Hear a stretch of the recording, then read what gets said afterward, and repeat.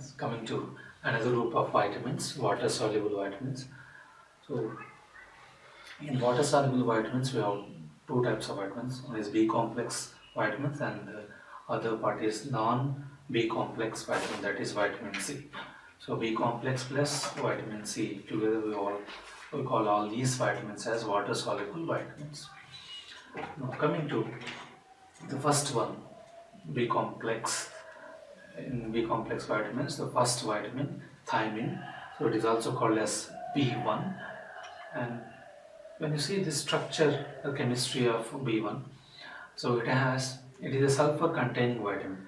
So when you see structure, it has a thiazole ring and linked to a pyrimidine ring, substitute a pyrimidine ring, and with two phosphates, pyrophosphate, it forms the active form of thiamine, that is called as thiamine pyrophosphate. So most of the coenzymes, the source for most of the coenzymes is B complex vitamins. And all these B complex vitamins, they are not active as such, but they exert their functions in the form of coenzymes. So when you see thiamine, the active form of thiamine, or otherwise you call it as coenzyme form of thiamine, is thiamine pyrophosphate. So thiamine is a sulfur containing vitamin and the active form of thiamine is thiamine pyrophosphate. So coming to biochemical functions of thiamine, otherwise thiamine pyrophosphate. So thiamine exerts its functions as thiamine pyrophosphate. Coming to its role, this thiamine pyrophosphate is involved in the oxidative decarboxylation reactions. For example, when you take pyruvate dehydrogenase, it catalyzes the link reaction, that is conversion of pyruvate to acetyl-CoA. So whatever pyruvate which is formed in glycolysis, that pyruvate is converted into acetyl-CoA by the action of enzyme called as pyruvate dehydrogenase. And that enzyme, pyruvate dehydrogenase enzyme, requires thiamine pyrophosphate as one of the coenzymes. Right? So same way we have another enzyme, that is alpha ketoglutarate dehydrogenase. So this enzyme catalyzes the conversion of alpha ketoglutarate to succinyl-CoA. These two enzymes, pyruvate dehydrogenase and alpha ketoglutarate dehydrogenase, these two enzymes are called as multi-enzyme complexes. So they have more than one enzyme and more than one coenzymes. Right? So that's why you call these enzymes as multi-enzyme complexes. These multi-enzyme complexes, one of the coenzyme is thiamine pyrophosphate. Right? So here the type of reaction catalyzed by these enzymes is oxidative decarboxylation. So that's why you can say that thiamine is required in oxidative decarboxylation reactions. Trans-ketolase reaction, another important reaction where thiamine pyrophosphate is required is trans-ketolase reaction, and this is the important step in the non-oxidative phase of HMP shunt pathway, where so this trans-ketolase is required in the interconversion of sugars. So that is one more important reaction catalyzed where the thiamine pyrophosphate is required. And coming to its main role is, it plays important role in the carbohydrate metabolism. So as we have seen, this thiamine pyrophosphate is required in the oxidative decarboxylation reactions, and these two multi-enzyme complexes, pyruvate dehydrogenase complex and alpha ketoglutarate dehydrogenase, they are involved in the energy metabolism. Means, so whatever the carbohydrate you are taking, that glucose, so that will be converted into glucose. That glucose undergoes oxidation by glycolysis, and at the end of glycolysis, in aerobic glycolysis, we will get pyruvate. That pyruvate is converted into acetyl-CoA, so that acetyl-CoA can be subjected to final oxidation. So in order to convert that pyruvate into acetyl-CoA, we require thiamine pyrophosphate. So whenever the carbohydrate diet increases, intake of carbohydrate diet increases, the requirement of thiamine also increases. So that is a relation between the vitamin thiamine and carbohydrate diet. So increase the carbohydrate diet, then the requirement of thiamine also increases. So this is very important because thiamine plays important role in the metabolism of carbohydrates. Coming to deficiency manifestations, what happens in case of thiamine deficiency? So thiamine deficiency leads to a condition called as beriberi. So it means that weakness. So beriberi is weakness, and so we have classified beriberi into four types. So there are four types of beriberi: dry beriberi, wet beriberi, infantile beriberi, and cerebral beriberi. So these are the four types of beriberi. Coming to first one, wet beriberi. What is wet beriberi? Berries here. Those who are suffering from this wet beriberi, the important features are edema. So you can see edema in these cases. So apart from that, they have palpitation, breathlessness, and there is distended neck veins. And most of these cases, the death occurs because of the heart failure. So here the manifestations are mainly cardiovascular related manifestations. So if the symptoms are related to cardiovascular system, so such type of beriberi we call it as wet beriberi. Coming to dry beriberi, here the main manifestations are related to the nervous system. So neurological manifestations are seen in case of this type of beriberi. We call it as dry beriberi. In case of dry beriberi, so there is difficulty in walking and it leads to paralysis. So these are the important features of dry beriberi, and mainly here we will see neurological manifestations.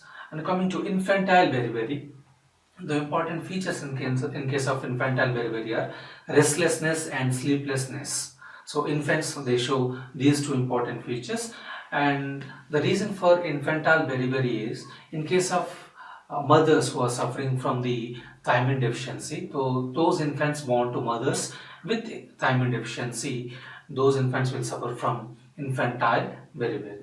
So that's why it is called as infantile beriberi. And coming to the fourth type of beriberi, cerebral beriberi. So here there is the important features of cerebral beriberi are nystagmus, ophthalmoplegia, ataxia, and apart from that there is psychosis. So these are the important features of cerebral beriberi. So these are the four types of beriberi seen in case of thiamine deficiency: wet beriberi, dry beriberi, and infantile beriberi, and the last one is cerebral beriberi.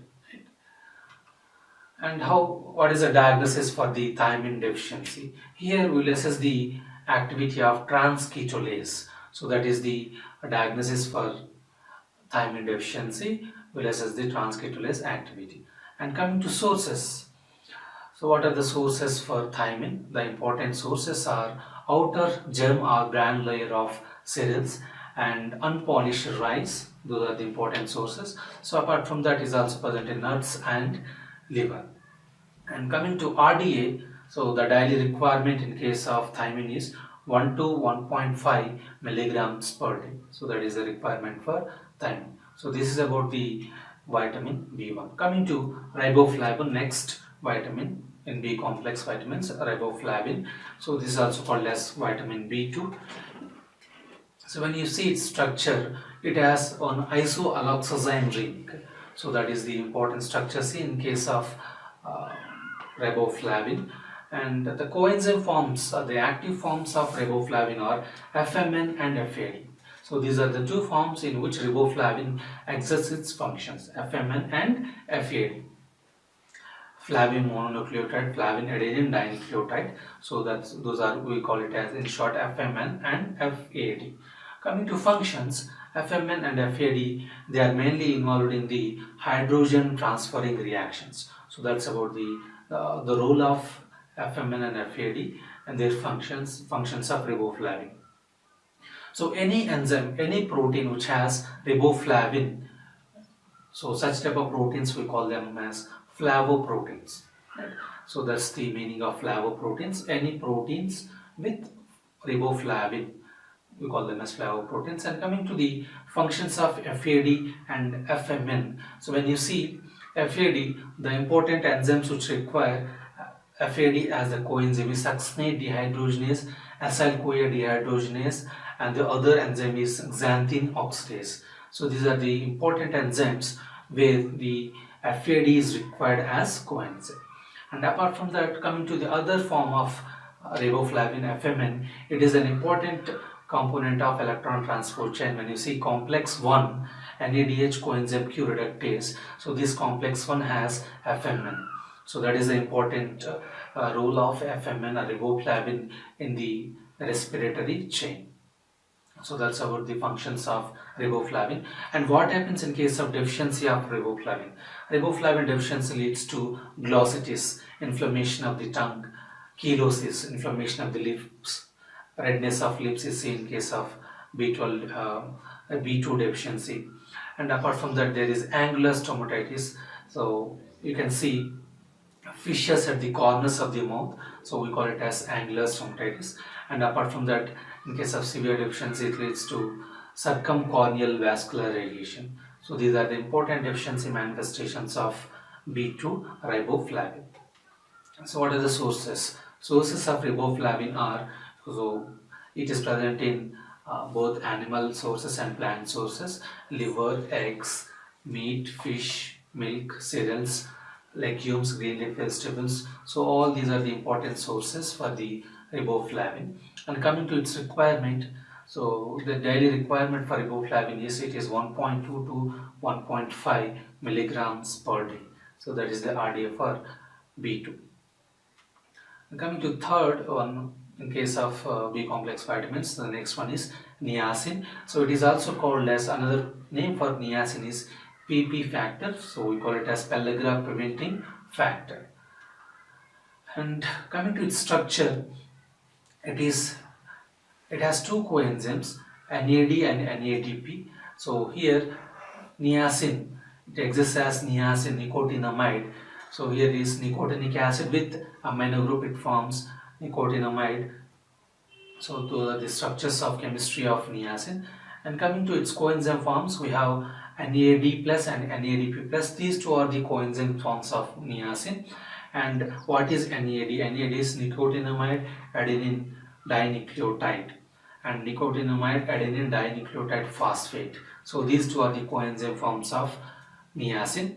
So when you see NAD, its composition is, it has adenine mononucleotide and nicotinamide mononucleotide. These together they form nicotinamide adenine dinucleotide, that is NAD. So with phosphate it becomes NADP.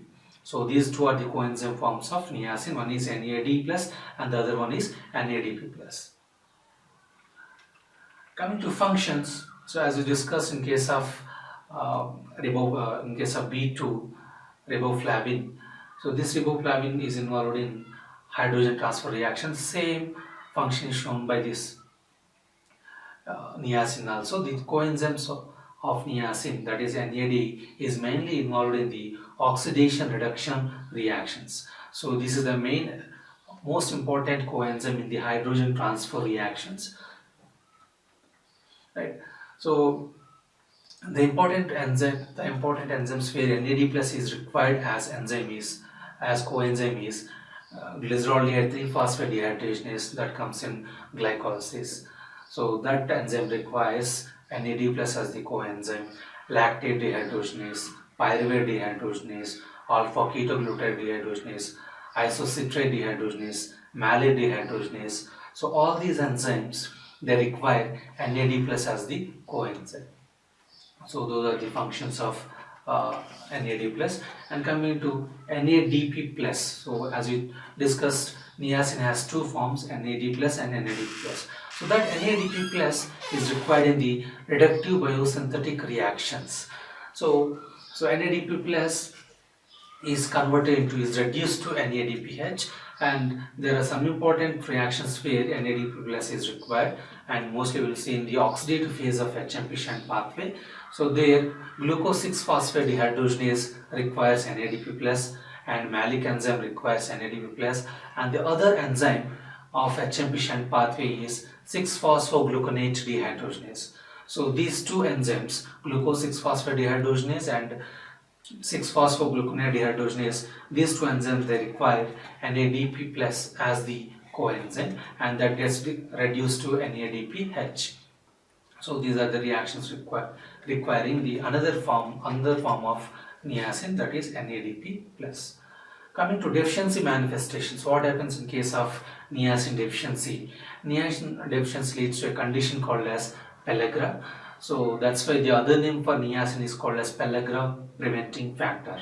So when you take niacin in required amounts, it prevents the pellagra. That's why it is called as pellagra preventing factor. It prevents the pellagra. So what is pellagra? Whenever there is niacin deficiency, it leads to a condition called as pellagra. So pellagra is, the important features of pellagra are dermatitis and diarrhea, dementia. Dermatitis, diarrhea, dementia. So we have 3 Ds. So three Ds together is in case of pellagra deficiency of niacin.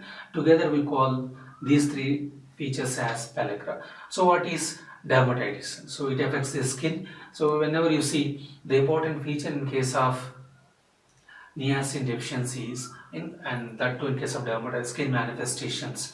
So here there is a dark red pigmentation around the neck, so that we call it as Cazel's necklace. So that is the Cazel's necklace is a characteristic feature of niacin deficiency, and that is the feature seen that in the case of dermatitis. Coming to another feature, diarrhea. So whenever there is niacin deficiency, it leads to diarrhea. And apart from that, the other important feature in case of pellagra is dementia. So dementia, there is ataxia, confusion, memory loss. So these are the important features of diarrhea, important features of dementia, and these 3 together we call it as pellagra. And if these 3 are not treated, it leads to death. So another D, 4D. So that's about the deficiency manifestations of niacin. It is seen as pellagra. Coming to sources, the sources of niacin are rice polishings and the liver, peanut, cereals, and coming to animal sources, we have meat and fish. So those are the important sources of niacin. And coming to daily requirement, how much niacin is required per day, and the requirement is 12 to 20 milligrams per day. So that's about the requirement of niacin. Coming to the next B complex vitamin, pyridoxine. So it is also called as B6, and when you see the coenzyme form of pyridoxine, the active form of pyridoxine is PLP. So PLP means pyridoxal phosphate. So the active form of pyridoxine, PLP, is involved in the, it catalyzes most important reactions. Now coming to functions of pyridoxine. So pyridoxine exerts its function in the form of PLP, and the PLP requiring reactions are, so PLP is required in transamination, PLP is required in deamination, oxydeamination, it is required in decarboxylation, and it is required in transsulfuration reactions.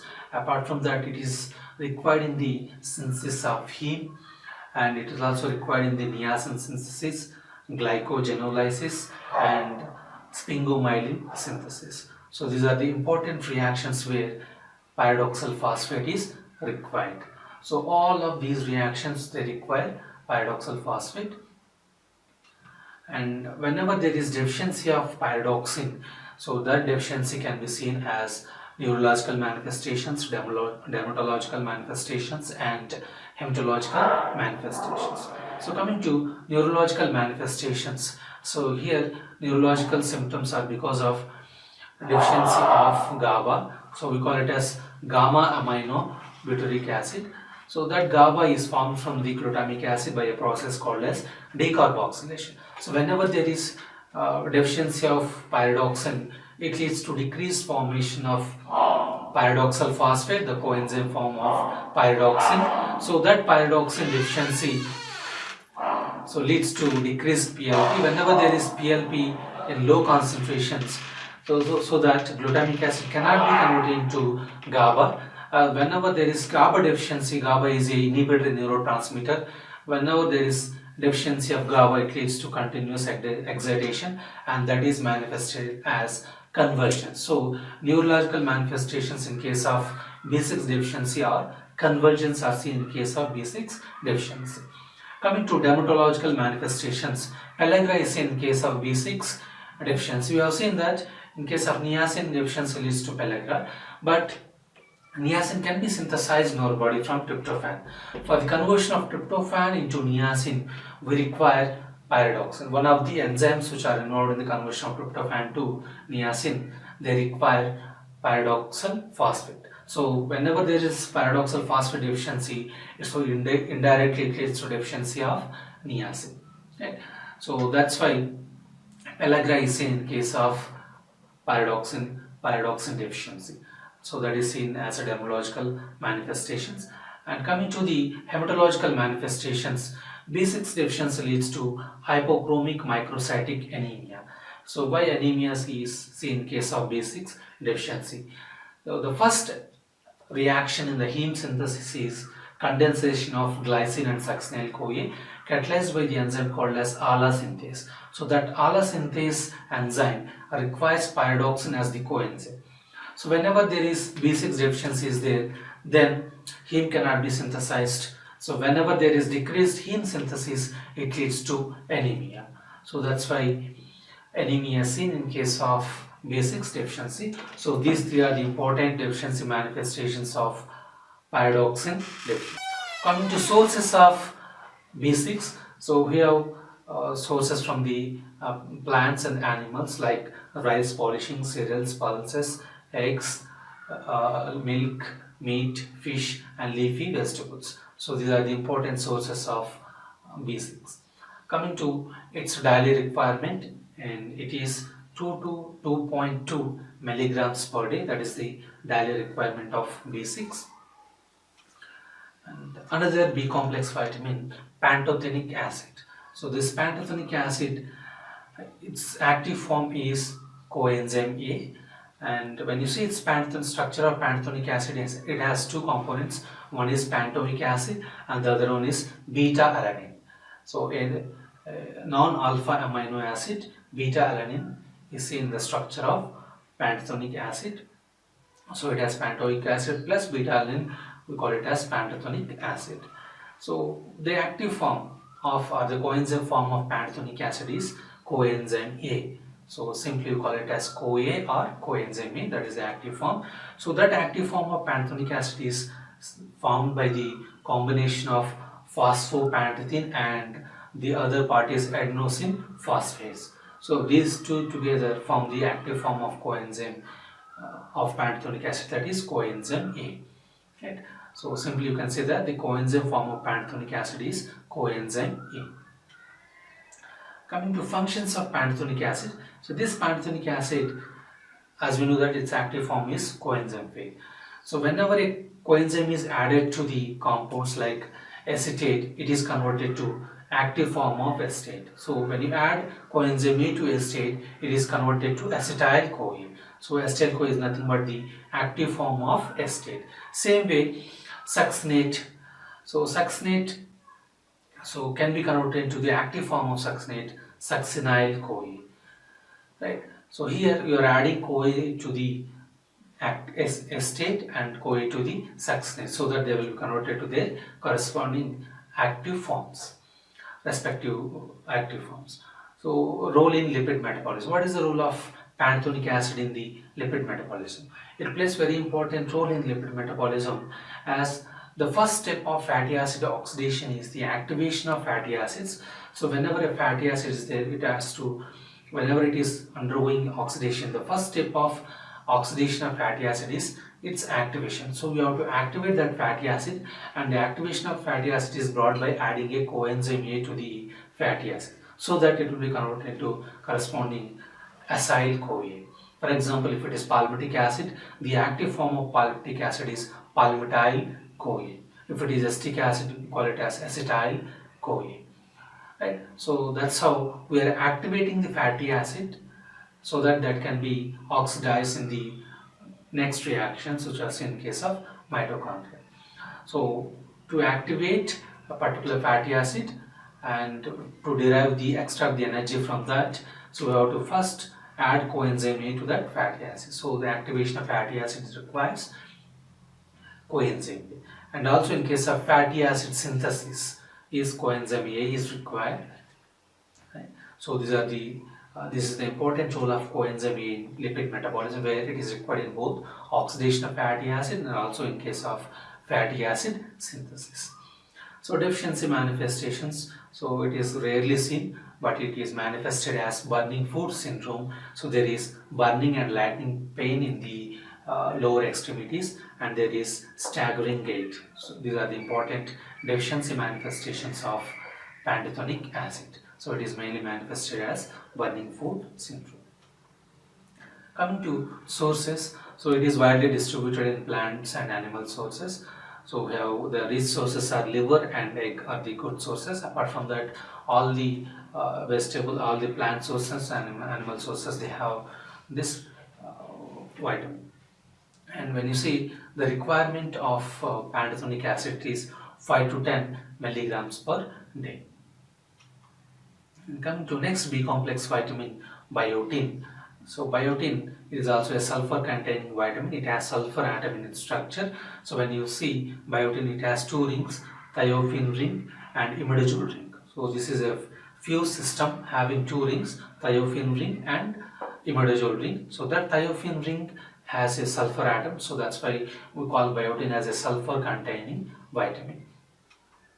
And the coenzyme form of biotin is itself biotin. So biotin is vitamin and its coenzyme form is also biotin.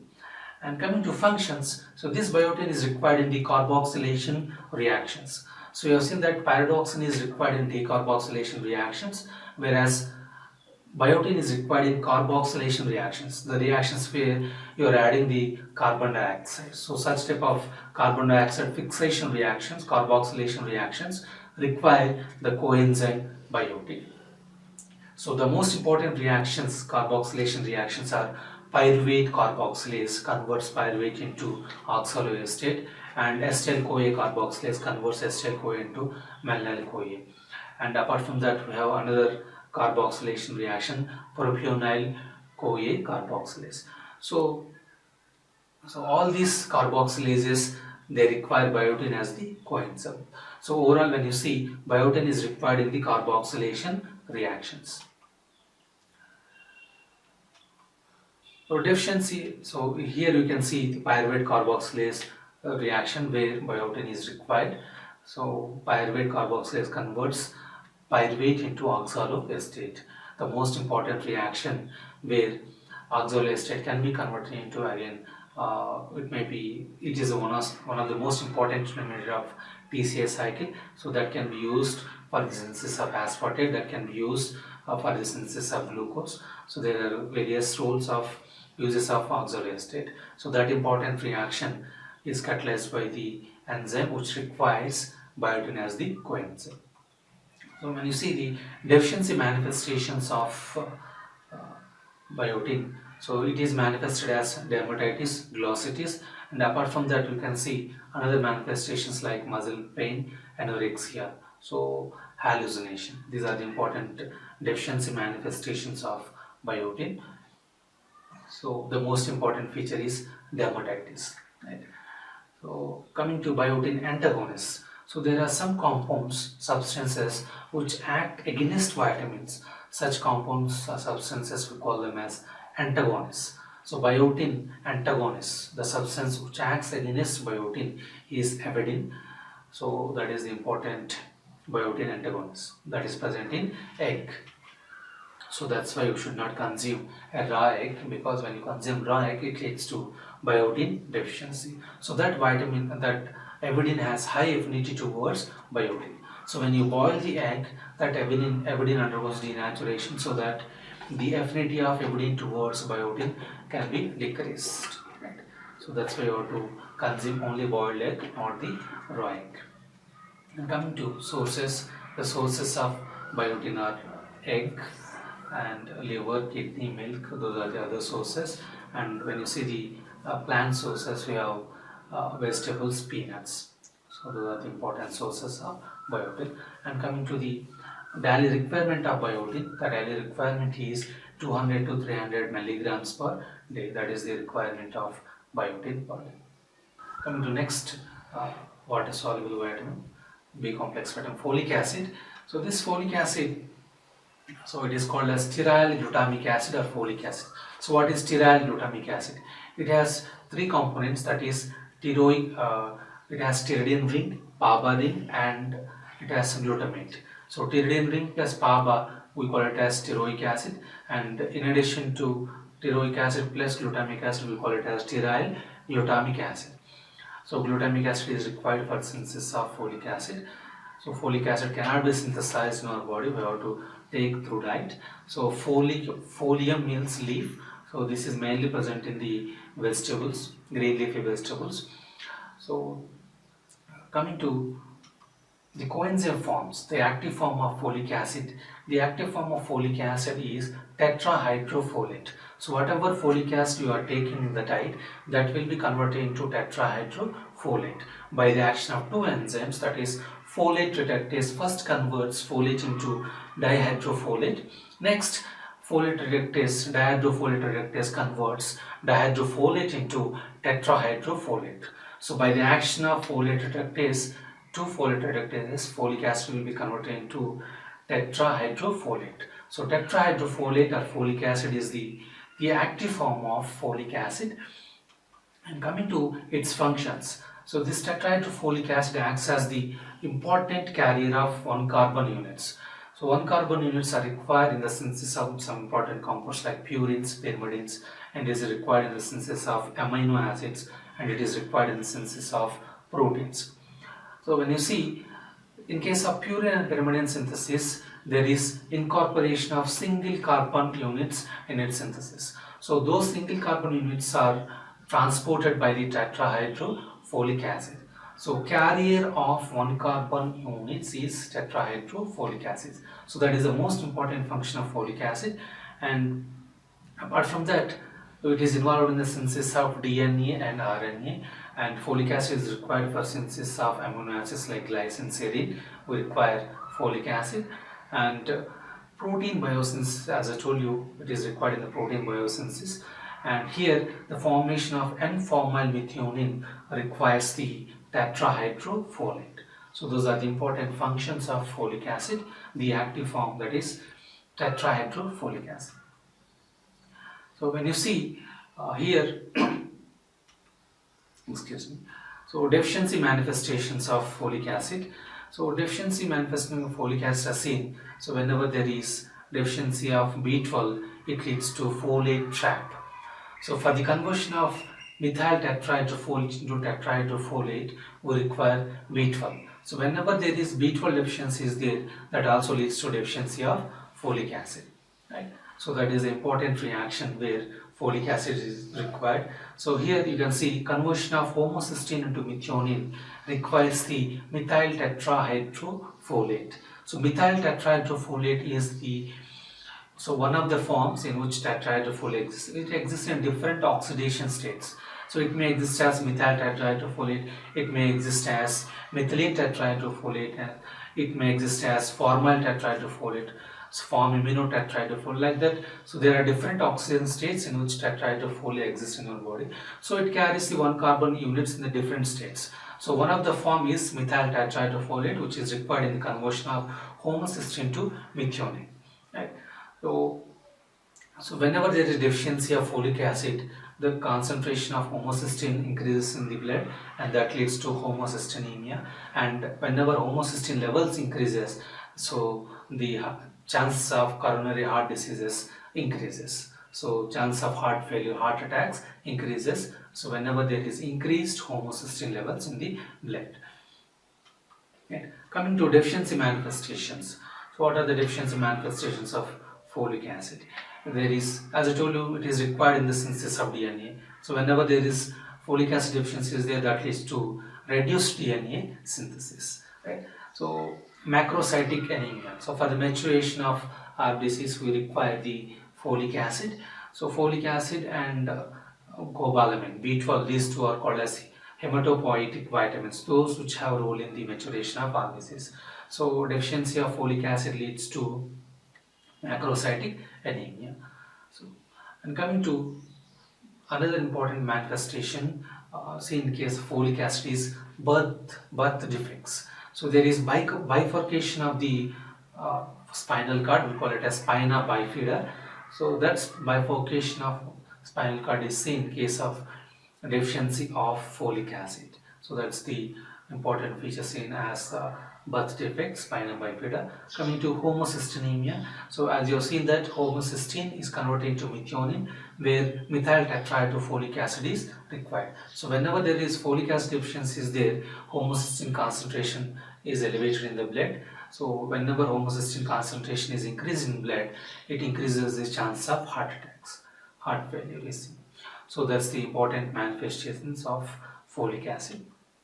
Coming to sources of folic acid, so this folic acid, as I told you, folium means leaves. So all the green leafy vegetables, they are rich sources of this folic acid.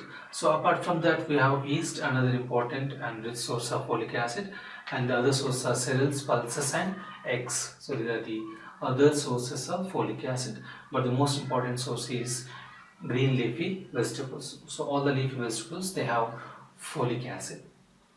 Coming to its requirement, so requirement of folic acid per day is 200 micrograms per day, and when you see in case of pregnancy the requirement increases, it is 400 micrograms per day, and in case of lactation the requirement is 300 micrograms per day. So that is about the requirement of folic acid.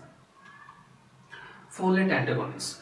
So there are some substances which act against the folic acid, so we call them as folate antagonists. So those are sulfonamides, a type of antibacterial drugs, pyrimethamine, amethopterin, aminopterin. So these three, they act as folate antagonists. They act against the folic acid. So that's why these are called the folate antagonists.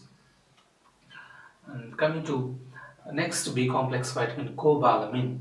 So this cobalamin, when you see its structure, chemistry, it has a corin ring with cobalt atom at its center. So that's why we call it as cobalamin. And based on the R group, we have different types of cobalamins. If the R group is hydroxyl group, we call it as hydroxycobalamin. If the R group is methyl group, we call it as methylcobalamin. If the R group is the adenosyl group, we call it as adenosylcobalamin. So depending on the R group, we have different types of cobalamins. Right? So that is the structure of cobalamin, having corin ring with cobalt atom at its center. And absorption transport of cobalamin. For the absorption of cobalamin, we require a factor called as intrinsic factor. So that's why the other name for cobalamin is B12, and it is also called as extrinsic factor, because the protein intrinsic factor is required for the absorption of cobalamin from the intestine. So intrinsic factor is required in the absorption of cobalamin. So after its absorption, it is transported by another protein called as transcobalamin 2. So that is involved in the transport of cobalamin. So these two are required in the absorption and transport of cobalamin. One is intrinsic factor and the other one is transcobalamin 2. Right? So this is how absorption and transport of cobalamin occurs. Coming to coenzyme forms, functions. So there are two important coenzyme forms in our body. So the storage form of cobalamin is ADO-B12 or adenosyl B12 is called as ADO-B12. So that is the storage form of B12 cobalamin in our body. And the other form of B12 is methylcobalamin. So that is mainly seen in the blood circulation. So the coenzyme form predominant in blood is methyl B12, and the coenzyme form stored in the body is ADO-B12. Excuse me. So when you see, so these are the two important coenzyme forms of B12, and coming to its the most important point regarding B12, all the forms, all the water soluble vitamins, they cannot be stored in our body except B12. So the only water soluble vitamin which has body stores which can be stored in our body is cobalamin. Right? So that is stored in the form of ADO-B12. And the coenzyme forms of B12 are required in the two important reactions catalyzed by two separate enzymes. The reaction, first reaction is homocysteine methyl transferase. So that is involved in the conversion of homocysteine into methionine. In this reaction, methyl B12 is required. So that methyl B12 is required in the conversion of uh, homocysteine to methionine. And the other reaction is methyl malonyl CoA mutase. It is required in the conversion of methyl malonyl CoA to succinyl CoA. Here we require ado B12. So these two are the important reactions where the coenzyme forms of cobalamin are required. Right? So these are the only two reactions where cobalamin is required. Coming to deficiency manifestations. So here, whenever there is deficiency of cobalamin, it leads to deficiency of folic acid. Deficiency of B12 leads to deficiency of folic acid. Because, so there is one reaction where methyl tetrahydrofolate is converted into tetrahydrofolate. So for the conversion of methyl tetrahydrofolate to folic acid, we require the coenzyme form of B12. So otherwise, so that is methyl B12 is required in the conversion of homocysteine to methionine. So whenever there is deficiency of B12, so tetrahydrofolate cannot be utilized in the conversion of homocysteine to methionine. So there is increased concentration of tetrahydrofolic acid in the form of methyl tetrahydrofolate. So methyl tetrahydrofolate is accumulated and it is not converted into tetrahydrofolic acid. So whenever whatever folic acid you are taking in the diet, it is blocked, it is trapped in the form of methyl tetrahydrofolate. So that leads to deficiency of folic acid, and this condition we call it as folate trap. So trap of folic acid because of deficiency of B12 is called as folate trap. Okay. So that is the important features in case of B12 deficiency. And apart from that, there are some hematological manifestation, that is, in case of B12 deficiency, it leads to megaloblastic anemia. So in case of B12 deficiency, megaloblasts are seen. So that's why we call it as megaloblastic anemia. And apart from that, there is abnormal homocysteine levels. Again, for the conversion of homocysteine into methionine, we require tetrahydrofolate and B12. So whenever there is deficiency of B12, that is methyl B12 is deficient, then it leads to increased concentration of homocysteine in the blood. So that increases the risk of heart attacks. So that is the another important feature of B12 deficiency, increased homocysteine levels. Coming to demyelination. For the conversion of phosphatidylethanol into choline, so that is the important phospholipid in the myelin sheath, we require methionine. So whenever there is deficiency of B12, homocysteine cannot be converted into methionine. So whenever there is methionine deficiency, that methionine cannot be used for the conversion for the synthesis of active form of methionine, that is S-adenosyl methionine. So whenever there is decreased concentration of S-adenosyl methionine, then we cannot synthesize phosphatidylcholine from phosphatidylethanol. So whenever there is phosphatidylcholine deficiency, so there is defective myelin sheath synthesis, defective myelin sheath is formed, and that leads to demyelination. So that is a link why demyelination occurs in case of B12 deficiency. Coming to another important feature seen only in case of B12 deficiency, that is not in case of folic acid deficiency, is subacute combined degeneration. Right? So this is the important neurological manifestations.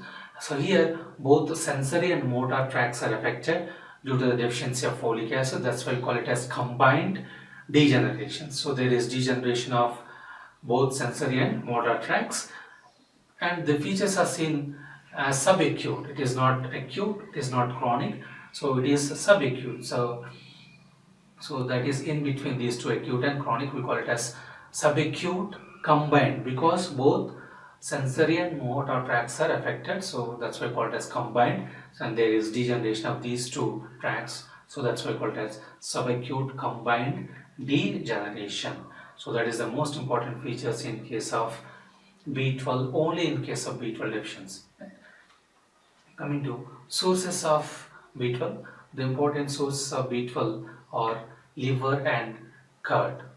So it is not seen in case of plants. So only source for B12 is liver and gut. Right. So that is one more important point regarding B12. So the only vitamin which has only B complex vitamin that can be stored in our body, and the only B complex vitamin without plant sources is B12. So the sources of B12 are liver and gut. And when you see the requirement of B12, it is 1 to 2 micrograms per day. So that's the RDA B12. And coming to another water soluble B complex, non B complex vitamin, vitamin C. So when you see vitamin C, it is called as ascorbic acid. So it exists in oxidized form and reduced form.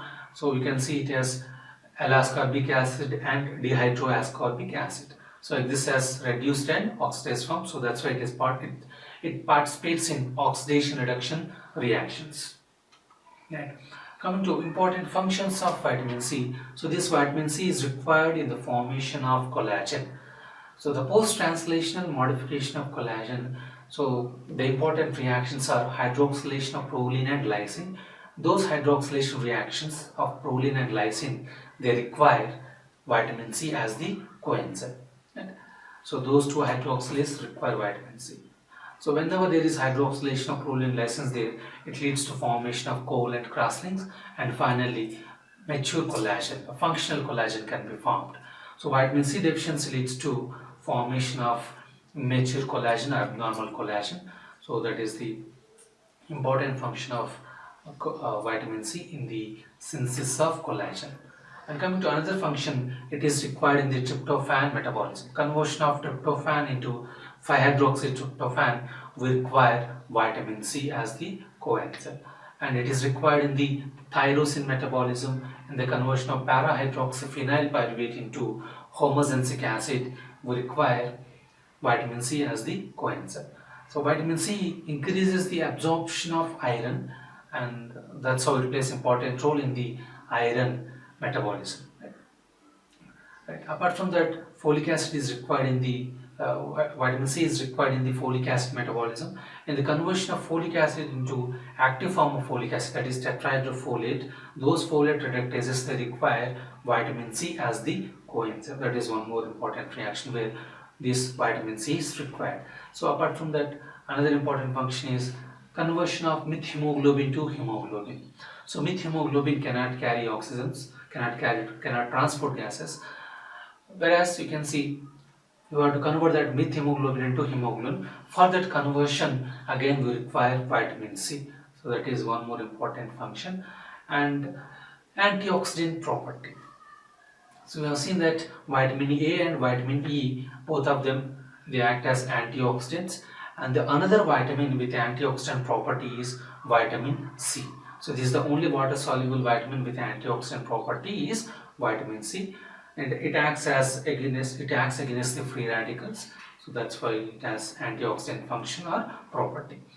And in the synthesis of bile acids, so we require vitamin C. 7-alpha hydroxylase is the enzyme which is involved in the conversion of cholesterol into bile acids. So that enzyme requires vitamin C for its activity as coenzyme. Coming to phagocytosis, so vitamin C is involved in the immunity function, so that it boosts immunity, so by enhancing that phagocytosis. So these are the important functions of vitamin C. Coming to sources, so the sources for vitamin C are amla, all the citrus fruits, amla, orange, lemon, green leafy vegetables. So these are the important sources of vitamin C. Coming to RDA, how much vitamin C is required per day, and the requirement of vitamin C is 60 to 75 milligrams per day. That is the vitamin C requirement. Coming to deficiency manifestations, so whenever there is vitamin C deficiency is there, that deficiency leads to scurvy. So there is abnormal collagen is formed in case of scurvy. So because of that abnormal collagen, the capillaries are very fragile. Right? Even under minor pressures, there is lysis of capillary suckers, breakage of capillary suckers. So that breakage of capillaries, fragility of capillaries is because of abnormal collagen. Right? So even under minor pressure, the rupture of capillaries is seen, and that is because of abnormal collagen. Why abnormal collagen is found? Because for the formation of mature collagen, functional collagen, vitamin C is required as a coenzyme. Whenever there is vitamin C deficiency is there, abnormal collagen is formed, and with abnormal collagen, capillaries are very fragile.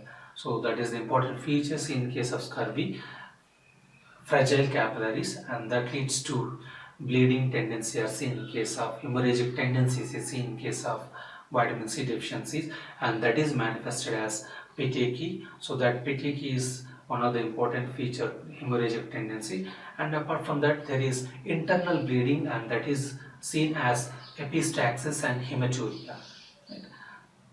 So bleeding of nose is called as epistaxis, and there is hematuria, hematoma seen in case of vitamin C deficiency, the manifestation seen as internal bleeding. And apart from that, there is weak bones, scorbutic bones we call in case of vitamin C deficiency. So bone fractures are also seen in case of vitamin C, because the intracellular cementing substance osteoid formation requires vitamin C. So osteoblasts form this osteoid, and without this osteoid, so the formation of bone is affected, and that leads to scorbutic bones. Right? And another important feature is anemia. So whenever there is decreased vitamin C deficiency, it leads to anemia, because so conversion of methemoglobin to hemoglobin is affected, right? Conversion and the conversion of folic acid to tetrahydrofolate is affected, and it affects the absorption of iron. So all these factors together leads to anemia.